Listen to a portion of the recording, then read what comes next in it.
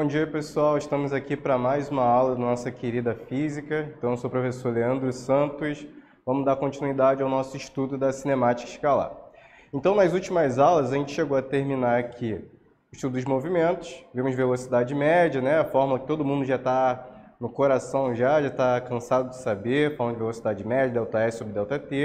E agora a gente vai entrar no capítulo 3, que é movimento uniforme. Então vamos lá, o objetivo da aula de hoje é a gente estudar movimentos com velocidade escalar constante e função da posição em relação ao tempo. Isso daqui vai ser fundamental, essa função da posição em relação ao tempo.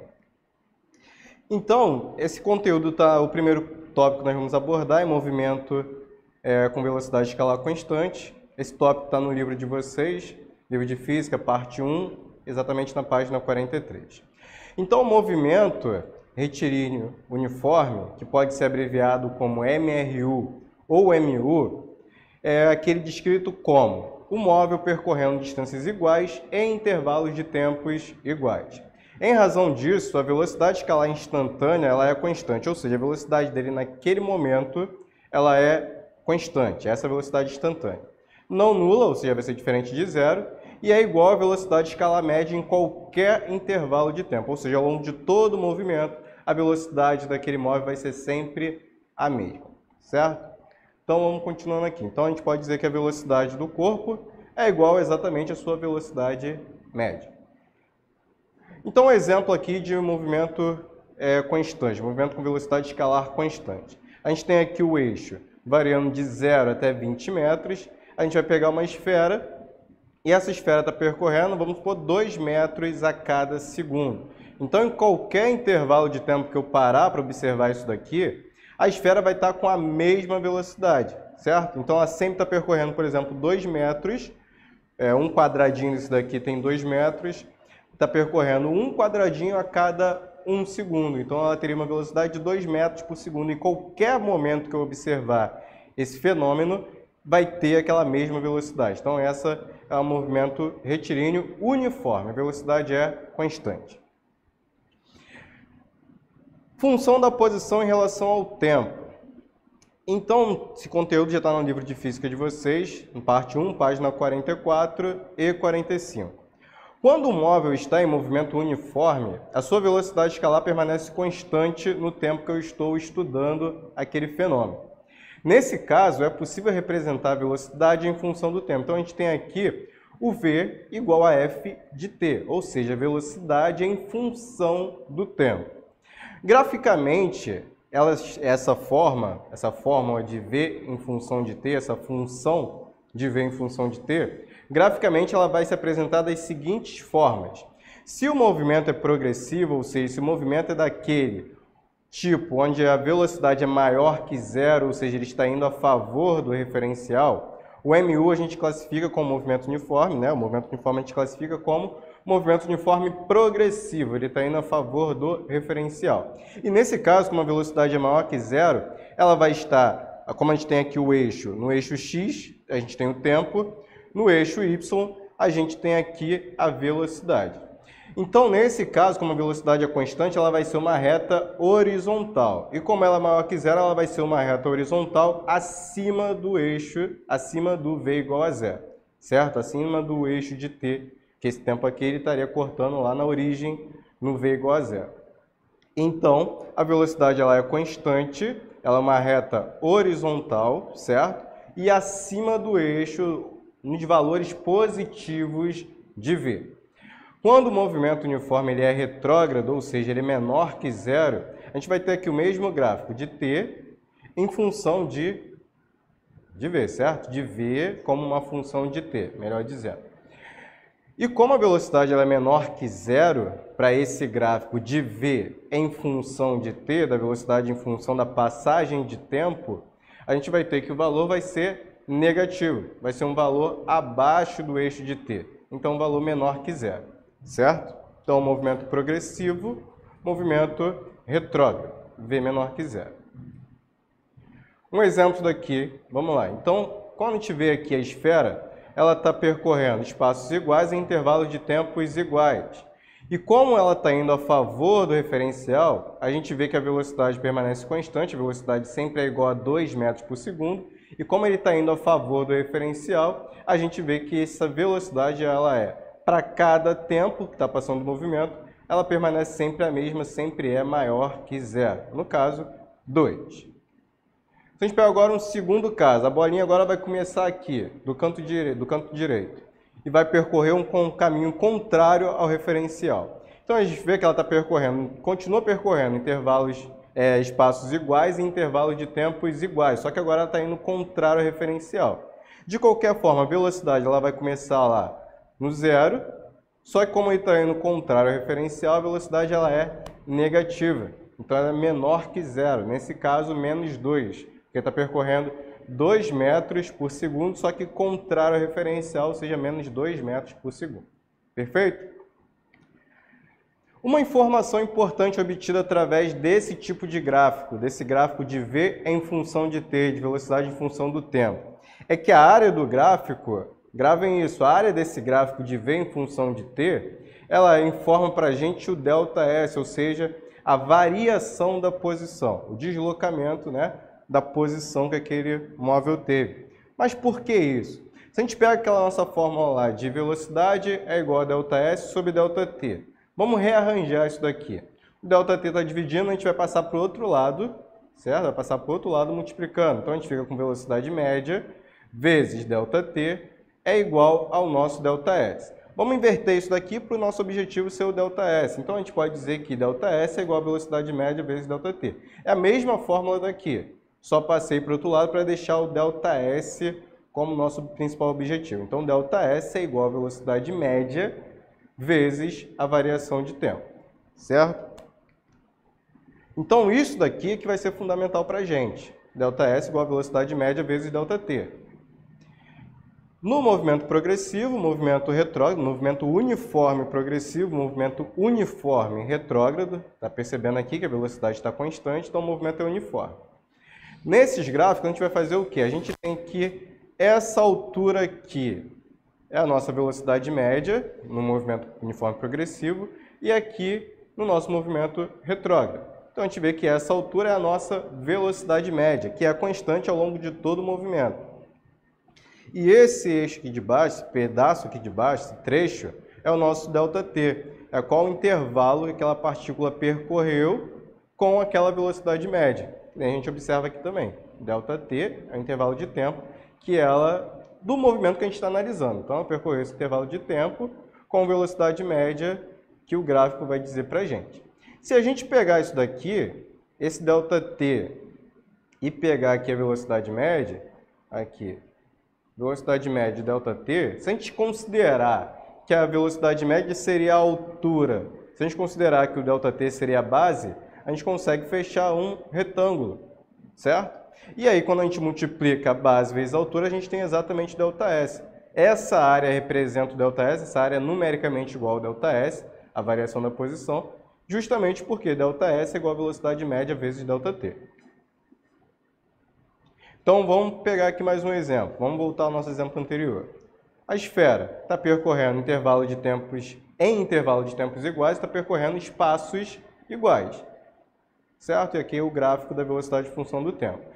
A gente viu que ela chegou aqui após 10 segundos, porque cada quadradinho ela está percorrendo em 1 segundo, após 10 segundos ela chegou na posição de 20 metros. A gente viu isso porque a gente está trabalhando com uma escala graduada de posição. Como é que a gente vê isso se a gente estiver trabalhando com o gráfico de velocidade média em função do tempo? A gente tem aqui a velocidade média, de 2 metros por segundo, tem o ΔT, né? Tem aqui o eixo de tempo, foi lá 1, 2, 3, até 10 segundos. A gente vai então calcular a área desse gráfico, a área abaixo da linha de velocidade, a área entre o eixo de tempo e a linha indicadora da velocidade.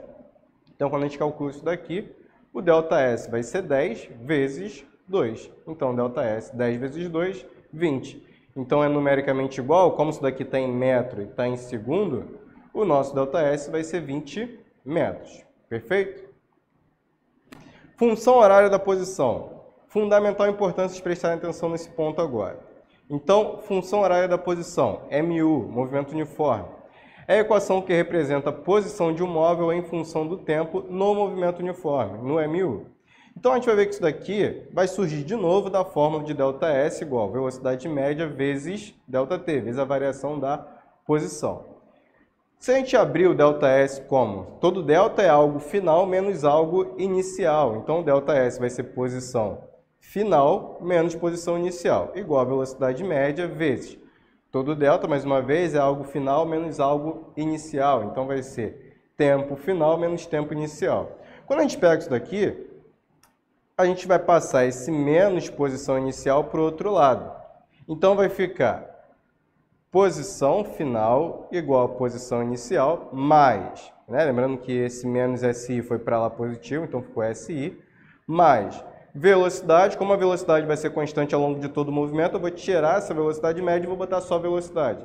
Então, velocidade vezes tempo final menos tempo inicial. Então, a gente já chega numa fórmula importante aqui. Mas, considerando que na maioria dos problemas a gente vai considerar o tempo inicial, o instante que eu vou acionar o meu cronômetro, como TI igual a zero, ou seja, o tempo inicial sendo zero, a gente vai cancelar isso daqui e vai usar logo que posição final é igual a posição inicial mais V vezes ΔT. Então, já tínhamos gravado já a fórmula de velocidade média, isso daqui é a segunda fórmula que todo mundo precisa entender, precisa ter no sangue. Então, S igual a SI mais VT. Posição final é igual a posição inicial mais velocidade vezes o tempo. Que também pode ser escrita como S igual a S0 mais VT. Então, alguns outros materiais vocês vão encontrar como S igual a S0 mais VT. E apareceu um sorvete aqui. O que representa? O que essa forma tem a ver com o sorvete? Porque muitas pessoas lembram essa fórmula aqui, S igual a S0 mais VT, com a fórmula de sorvete. Por quê? A gente vai ter aqui sorvete S0, então vai lembrar de S0, VT. Então, sorvete S0 mais VT. Então, algumas pessoas gostam de gravar essa fórmula assim. O exercíciozinho aqui, é um exercício de aplicação dessa função horária da posição. Uma função horária, porque é uma função da posição em relação ao tempo. Então, sempre que a gente tiver como variável independente o tempo, a gente vai chamar de função horária. Nesse caso, como a variável é dependente a posição, a gente vai chamar de função horária da posição. Então, exercício de aplicação. Uma partícula possui em seu movimento retilíneo uniforme, descrito pela função horária da posição com dados no SI. Se são dados no SI, a gente entende que a posição vai estar em metro, a velocidade vai estar em metro por segundo e o tempo vai estar em segundo. Então, aqui, a função horária da posição é igual a S, né? É S igual a 8 mais 10T. Determine, letra A, a posição inicial da partícula, letra B, a velocidade média durante o movimento, letra C, a posição após 1 minuto de movimento, e letra D, o tempo para alcançar a posição de 50 metros. Vamos lá, então. Na letra A, a posição inicial da partícula. Para a gente determinar isso daqui, a gente precisa comparar a função horária da posição fornecida com a função horária da posição geral. Então, a gente tem aqui que S é igual a 8 mais 10T, que foi dado no enunciado da questão. E a gente vai comparar com S igual a SI mais VT, a função horária da posição geral dos nossos movimentos uniformes, nossos movimentos retilíneos uniformes. Então, S é igual a SI mais VT. Se a gente compara, a gente vê que o S é igual. Aí tem aqui o 8 sozinho, então ele está ocupando a posição da posição inicial, o valor da posição inicial. Temos aqui ao lado do T, quem é que está multiplicando o T? Quem está multiplicando o T é o 10. Então, a gente sabe que o valor de V, nesse movimento, está possuindo o valor de 10, certo? Então, vamos comparar aqui a posição inicial, como a gente observou aqui, a posição inicial vai ser justamente 8 metros, porque eu estou comparando com a equação, com a função horária da posição dada no enunciado. Letra B.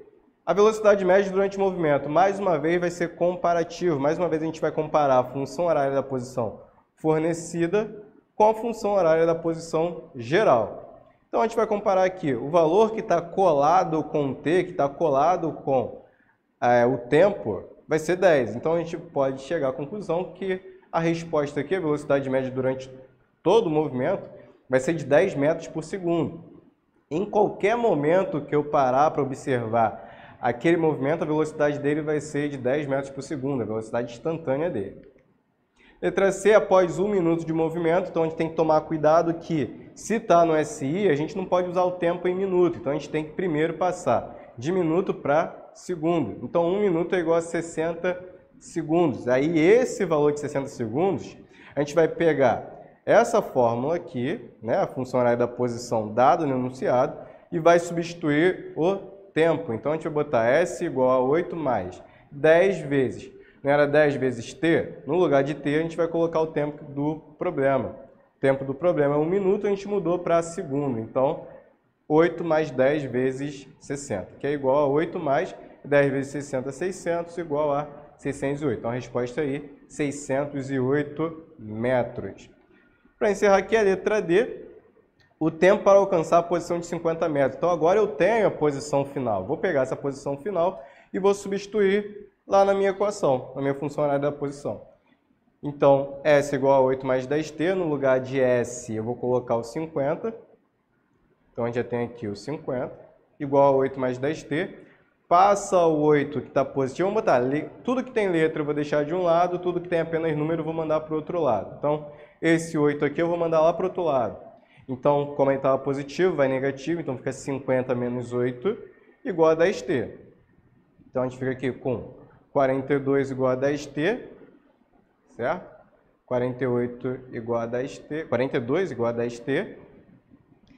Passo o 10 para lá dividindo, então a gente chega à conclusão que o tempo de movimento, o tempo necessário para chegar a essa posição de 50 metros é de 4,2 segundos. Perfeito? Então, pessoal, essa foi a nossa aula de hoje. Espero que todo mundo tenha entendido. Então, agora vocês vão fazer a lista de exercícios, vão aplicar esse conhecimento. E qualquer dúvida, vocês já têm aqui as formas de entrar em contato. Tudo bem?